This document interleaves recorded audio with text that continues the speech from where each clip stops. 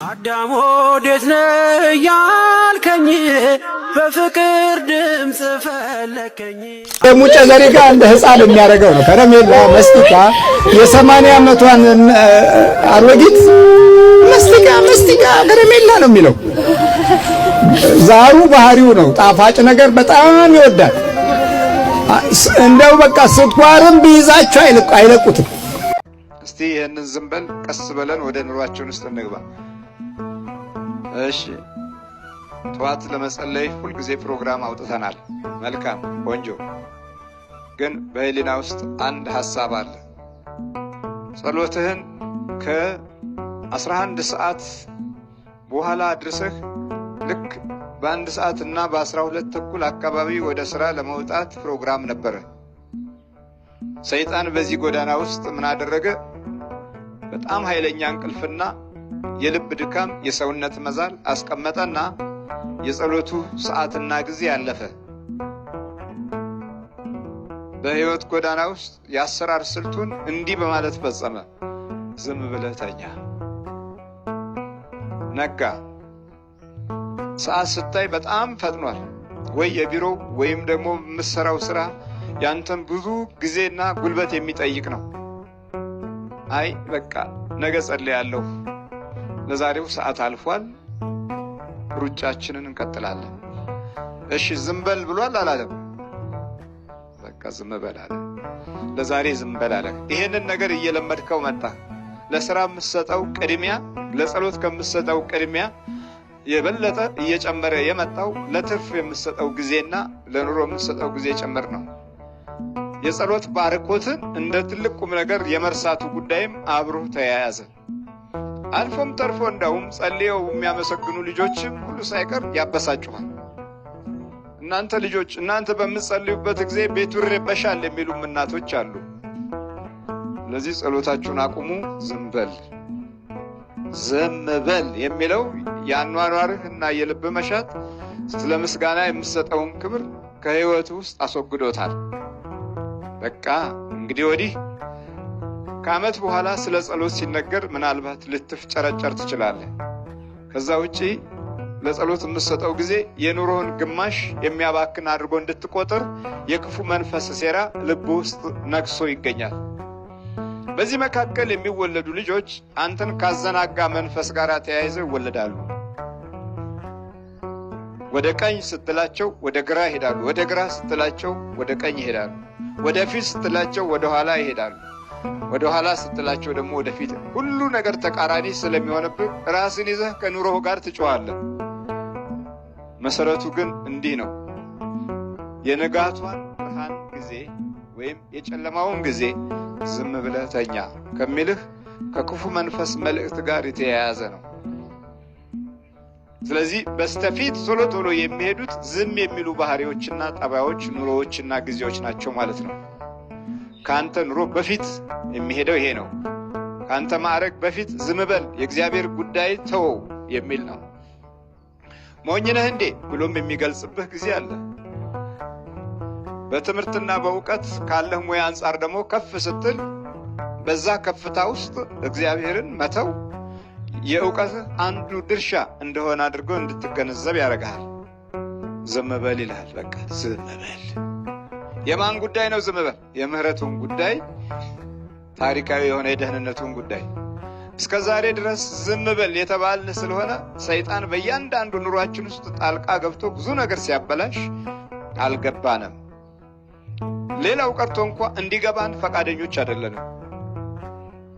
በሌላም መንገዱን በአንድ መንገድ እዚህ ከመጣን በኋላ እንኳ የመንፈሱ አቅጣጫ የቱን ያህል ጎጂ እንደሆነ መረጃ ሲሰጠን ይሄ ምትሃታዊ ነው ብለን ነው የምንመልሰው። ይሄ የመመናኑ ጉዳይ ብቻ ሳይሆን አባቶችንም ጨምሮ በመንፈሳዊ ሕይወት አደራ ውስጥ አጋንንትን አውጡ፣ ርኩሳን መናፍስትን አስወግዱ፣ በአብ በወልድ በመንፈስ ቅዱስም እያጠመቃችኋቸው አሕዛብን ደቀ መዛሙርቴና ተማሪዎች አድርጓቸው ያለው ቃል የተሰጣቸው መንፈሳዊ በረከትን እንኳ በውሉ ለማስኬድ እድሉን የማሳጣት የዝም በል የክፉ መንፈስ ግስጣሴ በእያንዳንዱ ልብ ውስጥ ሰርቷል።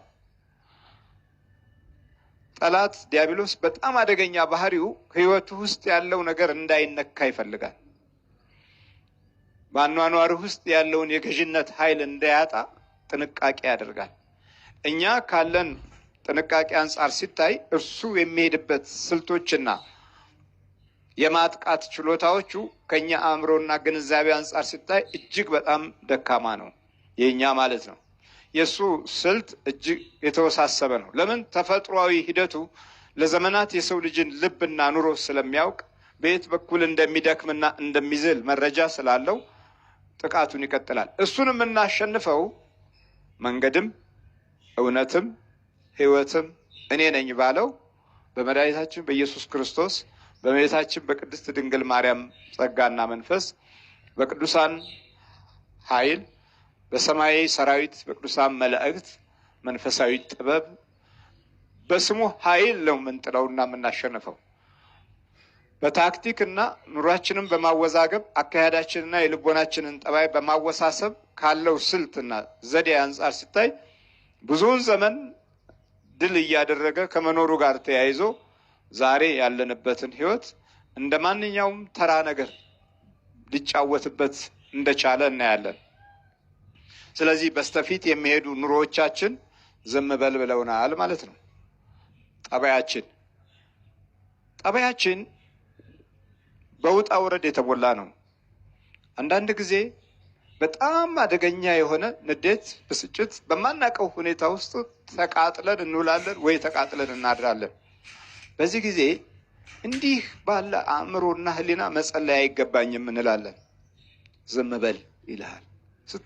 ስታበሳጭ ቆይታ አሁን ደግሞ ጸሎት የማይሆን ነገር ነው፣ እግዚአብሔር አይሰማህም ይልሃል። እዚህ ጊዜ ዝም በል ነው አይደለም። በስተፊት የሄደው ምናችን ነው ማለት ነው? ጠባያችን ነው። በስተፊት በስተፊት የሄዱ የነበሩ ዝም እንዲል ገሰጹት። በቃ አትናገር፣ አትጩህ። በምህረትና በቸርነቱ ጉዳይ ላይ ዝም ካልን ቆይተናል። አንዳንድ ወቅት ላይም የቀድሞውን እግዚኦታ ለማድረስ ሲሞክር ምን ስለመጣ ነው ይባል ነበር። ምን ስለመጣ ለምንድን ነው እንደሚጮኸው? ጸሎት እንደ አዋጅ የተከለከለበት ጊዜና ዘመንን እናስታውሳለን።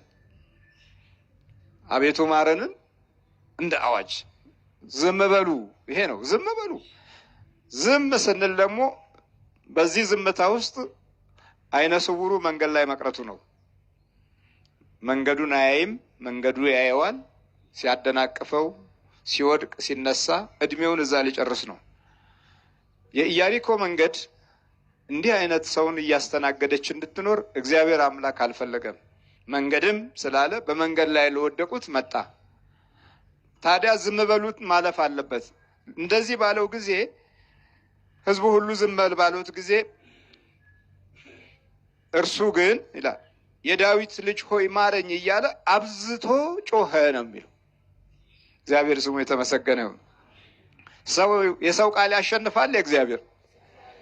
በቃ ዝም በል የሚለውን ኃይል ሁሉ አንዳንድ ጊዜ ይሉኝታ ይዘናል።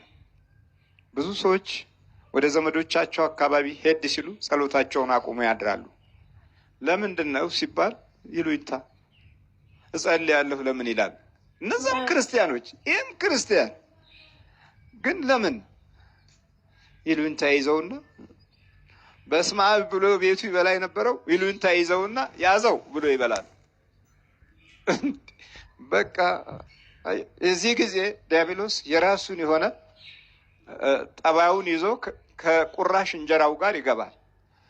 መድኃኒታችን ኢየሱስ ክርስቶስ ከሐዋርያት ጋር እራት በቀረበ ጊዜ ከኔ ጋር ቁራሽ የሚበላው አለ አሳልፎ ይሰጠኛል። ወዲያው እጁን እንደዘረጋ ሰይጣን ገባበት ይላል። ወዲያው ገባበት። ስለዚህ በይሉኝታ ብዙ ነገሮች ይበላሹብናል። አሁን ብዙዎች ወደ እስጢፋኖስ እሄዳለሁ ሲሉ አይ ይሉና ወደ እንጦጦ እሄዳለሁ ይላሉ። ግን ወደዚህ ነው የሚመጡት አይደል? ይሉኝታ ነው። ሌሎች በመቃወምና በክፉ መንፈስ ድንጋጤ ባህሪ ውስጥ ስለሚኖሩ አሁን ሟርተኛው በጣም ይደነግጣል። የመተተኛው በጣም ይደነግጣል። 5 6 7 ሰዎችን ለማጥፋት በክፉ መንፈስ የሄደ ሰው ቃሉም ቋንቋውም አይመቸውም። አልፎ ተርፎም የገዛ ዘመዶቻችን ከክፉ መንፈስ መሰሪነት ጋር በተያያዘ ሚስጥሩ እንዳይወጣ ጥንቃቄ ያደርጋሉ። ወደዛ እዛ ልክ አይደለም ይላሉ። ታብዳላችሁ ይሏችኋል። መጀመሪያ ለእብደቱ ምክንያት ግን ይወቱ እነሱ ናቸው። ስለዚህ ዝም በሉ የሚሉንን አብዝቶ በመጮህ የዳዊት ልጅ ሆይ ማረኝ አለ። ምህረትን በመናፈቀ ሕሊናው ጮኸ። ከዛ በኋላ ወደዚህ አምጡት አለ። ቆመ። እግዚአብሔር ቆመ። ቀጥ ብሎ ቆመ። ከሚያልፍ ሕዝብ ጋር የሚያልፍ ጌታ አይደለም ያለው፣ ቆሞ የሚያይ ነው። አብዝቶ የመጀመሪያውን ጩኸት ዝም አለ። ሕዝቡ ዝም በል ሲሉት ያ አብዝቶ ጮኸ። አብዝቶ ሲጮህ ሰማው። አብዝቶ መጮህ ያስፈልገናል። ጩኸታችን አንዳንድ ወቅት ላይ ጀመር እናደርገውና እንሰለቻለን። አሁንስ ሰለቸኝ እንላለን። በተለይ በውጭው ዓለም በስልክ የምሰማቸው ድምጾች መኖር ሰለቸ የሚሉ ናቸው። ብዙዎቹ መኖር ሰለቸን ይላሉ። ታዲያ ምን ይሻላል? ምን እንደምሆን ግራ ገብቶኛል፣ መኖር ሰለቸኝ ይላል። የሚያደምጣቸው ሰው የለም። ለዓለም እንዳይደመጡ በዚህ ዘመን ውስጥ ክፉ ጠላት ከሰራቸውና ከፈጸማቸው ሥራዎች ዋነኛው ክፍል መደመጥን ማሳጣት ነው፣ በመንፈሳዊም በስጋዊ። የኛ አምላክ ግን ሊያደምጠው ቆመ፣ ቀጥ ብሎ ቆመ። በብዙ ቋንቋ መናገርና በተለያየ እምነት ውስጥ ያለ ቃላትን መናገር ማለት ነው። ይሄ ሻሃንበሶ የሚባለው ዛር ብቻ ሳይሆን ከዚህ በፊት እንደነገርኳችሁ የዛር መናፍስት በብዛት የሚመለኩበት ቤተሰብ ወይም ደግሞ ቃልቻ፣ ጠንቋይ፣ አውሊያ ምናምን ያሉባቸው ሰዎች ከብዙ ሀገራት ተሰብስበው ከተለያዩ ብሔሮች ተሰብስበው አንድ ቤት ተሰባስበው ስለሚያጓሩ መሬቱን እየደበደቡ ስለሚዘይሩ የሁሉም ቋንቋ ተናጋሪዎች እናቶችና አባቶች መንፈስ ጠንቋዩ ላይ ይገባል። ጠንቋዩ ደግሞ ድግምት በሚያስደግምበት ሰዓት የነዛው መናፍስቶች ስለሆኑ በየሰው ልብ ውስጥ በድግምት መልክ የሚገቡት የብዙ ቋንቋ ተናጋሪ መሆን የሚቻልበት ሁኔታ ይፈጠራል ማለት ነው። እና እንዲህ አይነት አጋጣሚዎችም አሉ። የሐዋርያት ሥራ ምዕራፍ 1 እና ምዕራፍ 2 ላይ የእግዚአብሔር መንፈስ ቅዱስ በእሳት ላንቃ መልክ ወርዶ በሐዋርያት አናት ላይ ገብቶ ከ72 ቋንቋ በላይ ወይም ደግሞ 72 ቋንቋ ተናገሩ ይላል። ይሄ ደግሞ የመንፈስ ቅዱስ ስጦታ ነው። ወንጌልን በዓለም ሲያስተምሩ ቋንቋ እንዳይቸገሩ ከሁሉም ሀገር ሕዝብ ጋር እንዲግባቡ 72 ቋንቋ ተሰጣቸው። በወቅቱ ሐዋርያት እንዲግባቡበት የተሰጣቸው ቋንቋ 72 ቢሆንም በምድር ላይ ግን በጣም ብዙ ሺህ ቋንቋ አለ። እነዚህ በቂ ናቸው ስለተባለ ነው እግዚአብሔር ይሄን ያደረገው። ይሄ ግን ወንጌልን ለማስፋፋት ነው። እና ደብተራው ግን አይገርማችሁም?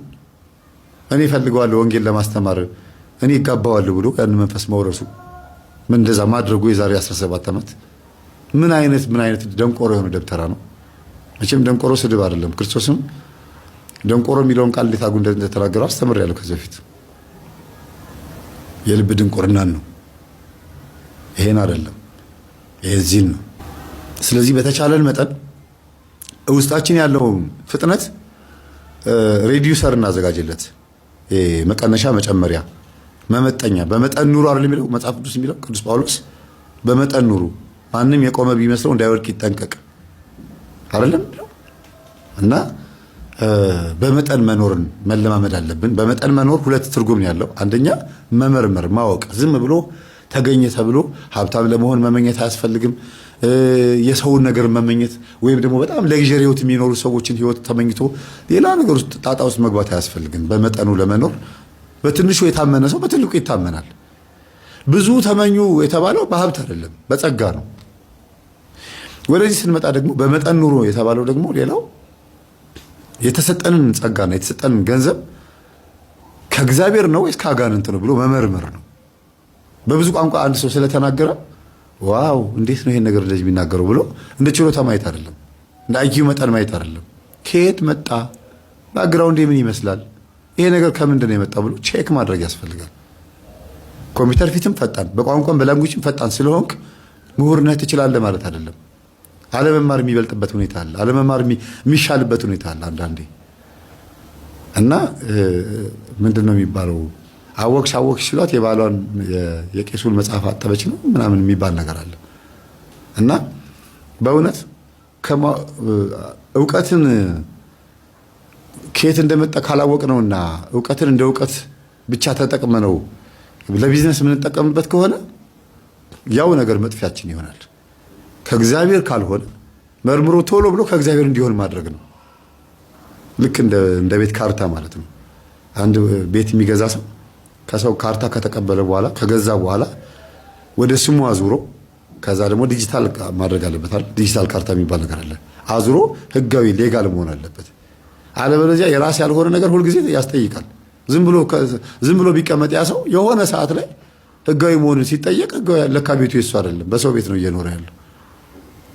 እና አንዳንድ ሰዎች በትምህርት ጎበዝ ይሆናሉ። ከ1 እስከ 8 ሰቃይ ተማሪ፣ ሃይስኩል ላይ ሰቃይ ተማሪ፣ ዩኒቨርሲቲ ላይ የሚገርም፣ ከዛ ስራ ሲቀጠሩ ስራ ሲገቡ ደሞዛቸው ለሱስ ይሆናል።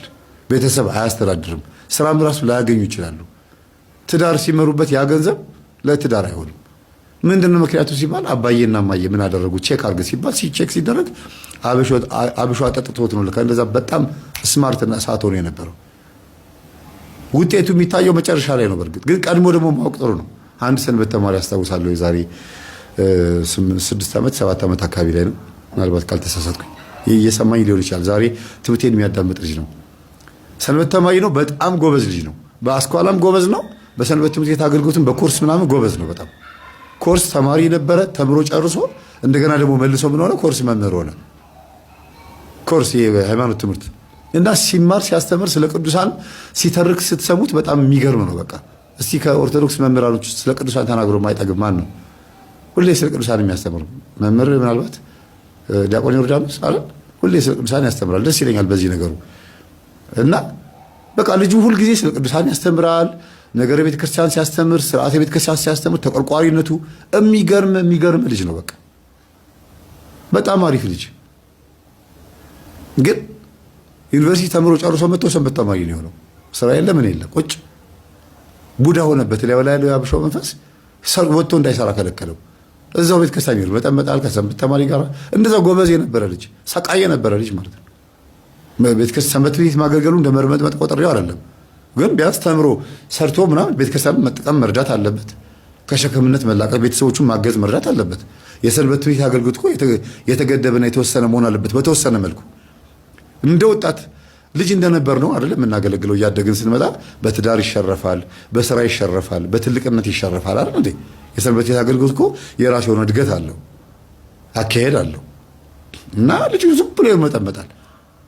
ሴቶችንም እየቀረበ ምናምን በቃ ሌላ ነገር ውስጥ ገባ።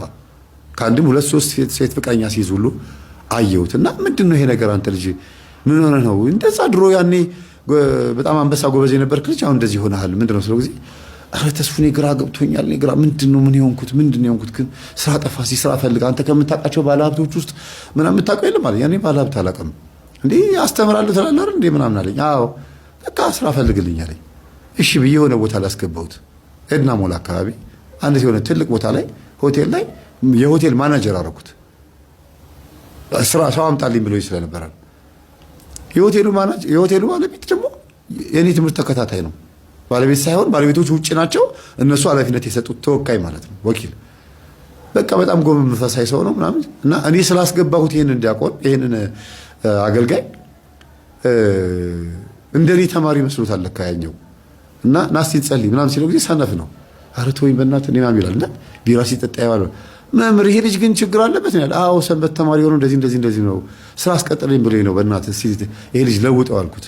አብሮ ሲሰግዱ ና ብሎ በግድ እየወሰደ ሲጸልዩ እዛ የሚያክል ትልቅ ሆቴል ላይ አናቱ ላይ የሆቴሉ አናት ላይ አንድ ትንሽዬ 5 ሜትር በ5 ሜትር የሆነች ክፍል ላይ ጸሎት ቤት ምናምን ሰርቶ ሰውየው የሚገርም ጸሎተኛ ነው።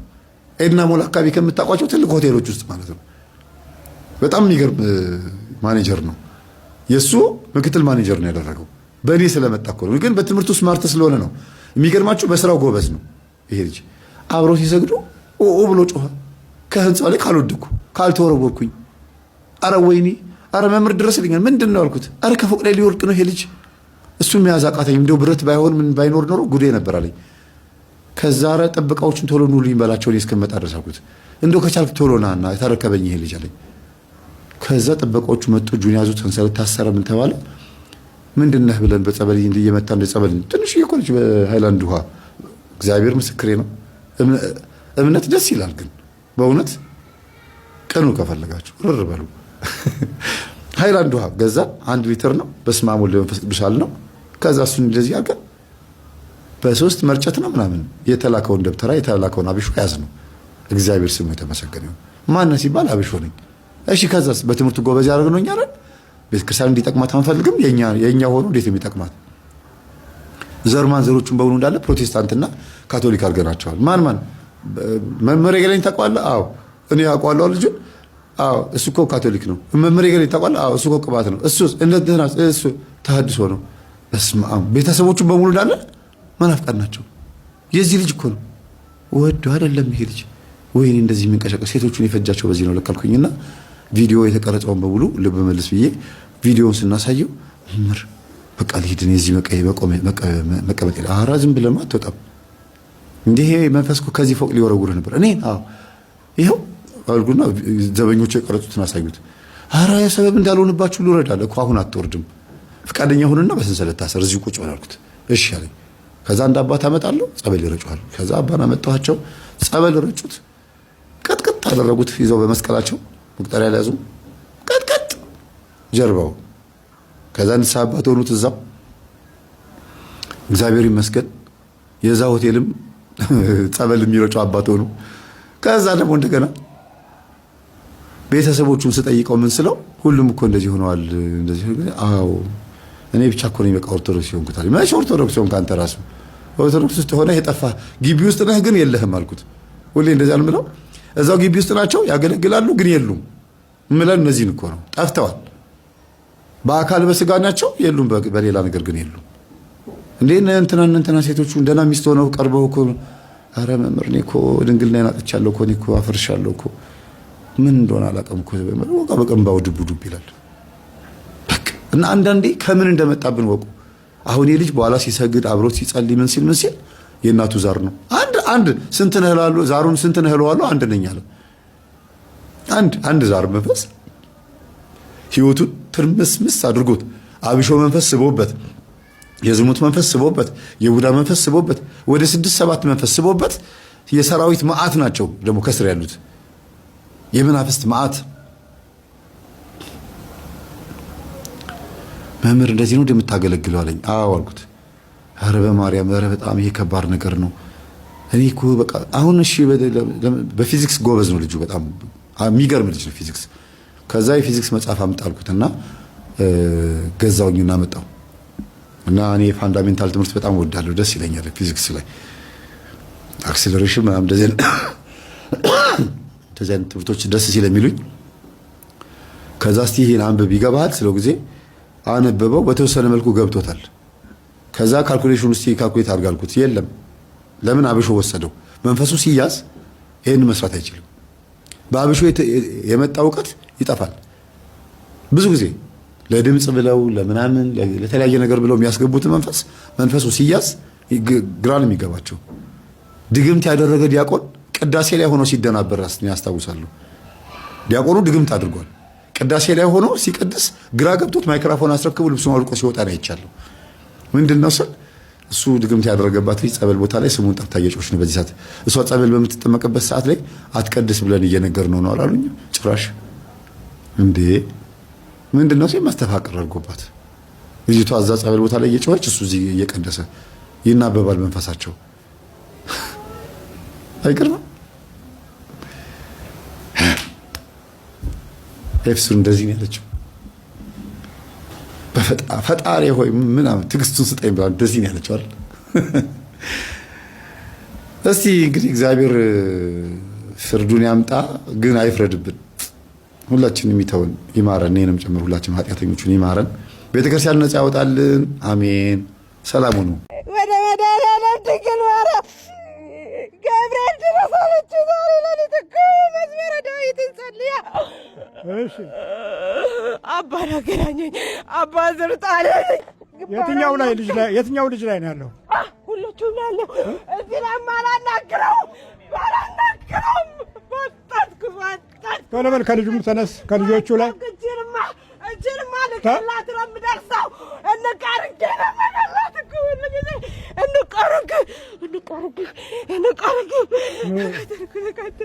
እንግዲህ ቋንቋችን የሚለያየው ሀሳባችን የሚራራቀው መንፈሳችንን ስላለየን ነው።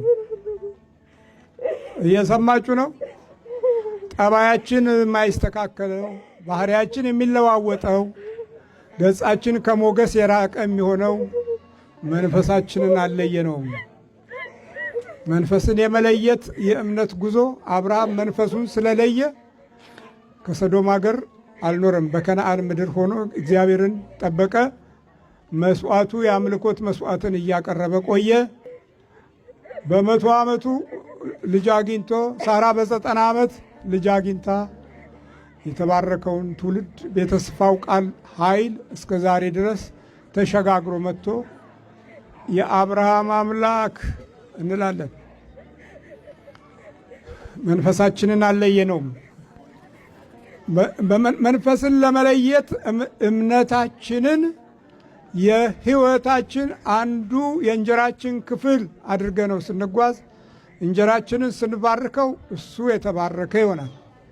ገንዘባችንን ስንባርከው ገንዘባችን የተባረከ ይሆናል። የስሙን ኃይል ስናሳርፍበት ትውልዳችንም እንደዛው ይሆናል። ምቀኛውን የምናልፍበት መንገድ አንዱ አምልኮት ነው።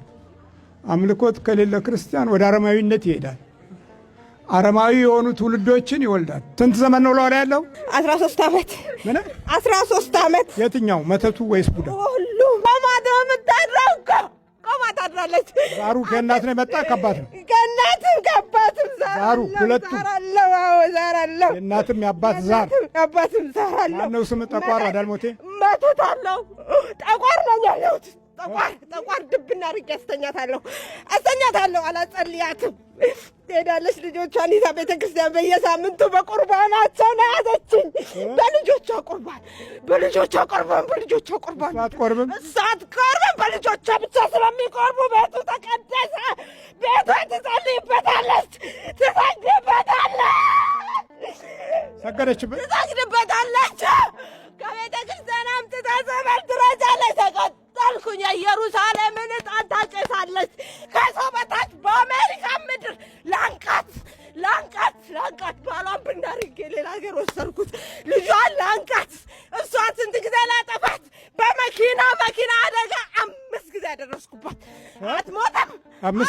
ድንግል ማርያምን ፎቶዋን ትይዝንም እግዚአብሔር እረኛዬ ነው የሚያሳጣኝ የለም ትላለች። ከመንዳቷ በፊት በቃ ነገር ሁሉ ይቆማል። በቃ አልቻልኩም እኮ በቃ የስሙን ኃይል የጠላትን ጥበብ በማወቅ ላይ የተራመድን ከሆነ ወደ ፈለገው መንገድ እንኳ ቢወስድ አምላክህ እረኛ ነው። ስሙን ስትጠራ ከአንተ ጋር በመንፈስ ቅዱስ ድጋፍ ሕይወትህን ያበረታታል፣ ያነቃቃል፣ ወደ ተስፋ ይመራሃል፣ ጉልበት ይሰጥሃል፣ ጥንካሬ ይሰጥሃል። አትደክምም። ድካምህን ደግሞ በሱ በኩል ትታደሳለህ። ሞባይል እንኳ ቻርጅ እናደርግ የለን እግዚአብሔር ቻርጃችን ነው። ስሙና መንፈስ ቅዱስ የእኛ ሕይወት ቻርጅ ነው፣ ኃይል ነው ማለት ነው። በልተንበርክክ። መተቱ የደፍተራ ነው የጠንቋይ ነው? የጠንቋይ መተት፣ የጓደኛ መተት። ከሰው በታች ትሆን፣ በሰው ሀገር ትጣ፣ ጓደኛ ትጣ፣ ማንም ሰው አይረዳት፣ ባሏም አይረዳት፣ ትበድ። ቤተሰቦቿን አዞርኩባት። ባሏን ብናርግ ያጠፋው ልጇ ሴት ልጇ ማንም አይታዘዝባትም። አንድ ቀን መድኃኒዓለም አለ ትላለች። ተስፋ አልቆርጥም። አንድዬ ከኔ ጋር ነው ትላለች። ዛሬ እኮ እንደ አጋጣሚ ያየችው አንድ ሰውዬ በቲክታክ ላይ ሁሌ ነው እኮ የምፈልግህ። ሁሌ ትመጣለች። ኢትዮጵያ በየዓመቱ ስትመጣ በሆነ ነገር ስንክልክል ብሎ ትመጣለች። ባልሽቶ ነው ማጥነው ተከሰውነታል ቲክታክ ላይ አይቼ ማስታወቂያ ምን ይሰራል? በቃ እኔ ያለው ዲሲ ቨርጂኒያ ነው። ቨርጂኒያ ያለው ቤተክርስቲያን ለምንድን ነው አባን የማያመጡት ብለህ ሁሌ አዳም ወዴት ነህ ያልከኝ በፍቅር ድምፅ ፈለከኝ አልብሰኛል ነጩን ልብስ እወድሃለሁ ኢየሱስ አከብረሃለሁ ክርስቶስ